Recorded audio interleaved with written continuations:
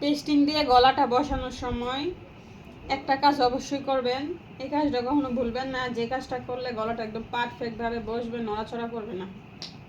কাজটা হলো এই যে এই মাছ বরাবর এই যে এখানে এই পেস্টিংটা কিন্তু আলাদা একটা কাপড়ের উপরে বসানো, পেস্টিংটা আলাদা একটা কাপড়ের উপরে বসানো।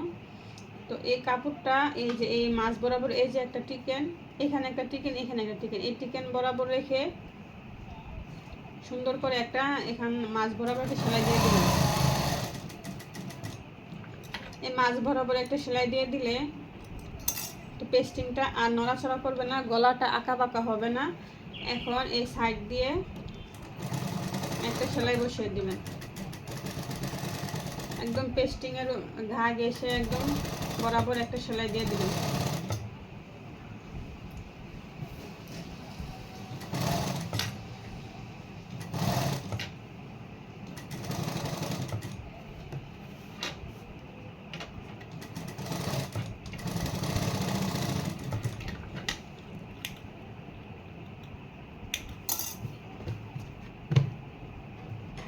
এখন এই বাড়তি কাপড়টা কেটে দিব।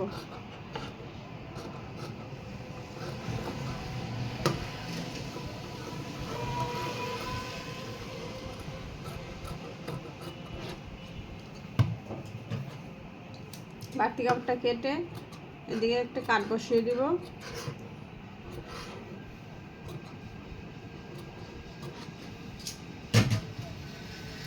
কাট বসিয়ে দিয়ে সুন্দর করে এভাবে ভেঙে নিব।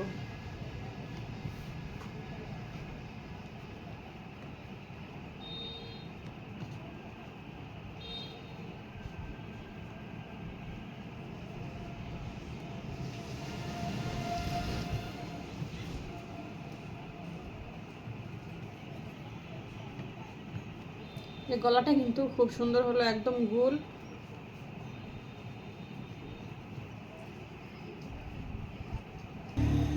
পিছনের গলাটা লাগানো শেষ, এখন আমি সেম ভাবে সামনের গলাটাও লাগিয়ে নেব।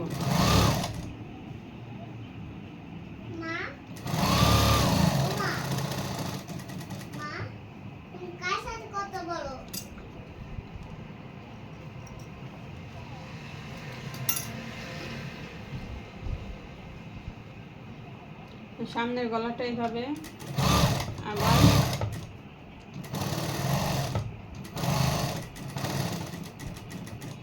সেলাই দিয়ে দিব।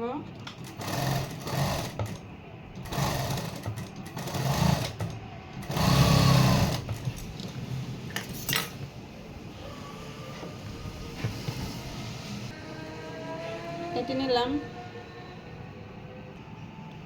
আমার এই গলাটাও সেলাই করা শেষ, আমি উল্টা পাশ থেকে বাঁ পাশে করে নিলাম। এখন আমি দুটা শোল্ডারের অংশ আমি জয়েন দেব। তো শোল্ডারের অংশটা আমি কীভাবে জয়েন দেই এটা একটু দেখবেন।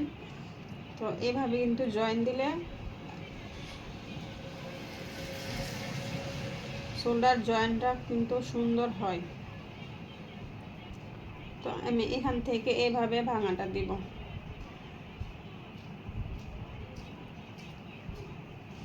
এই যে এটার উপরে এটা বাড়তি রাখবো, এই যে এটার উপরে এটা ভেঙে তারপর সেলাই দেব। এই সেলাইটা এভাবে দিতে হবে।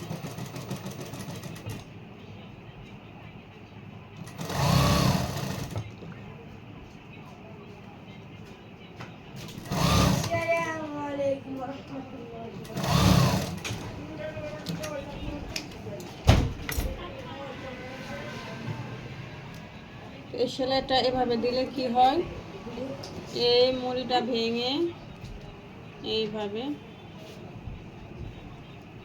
সহজ হবে।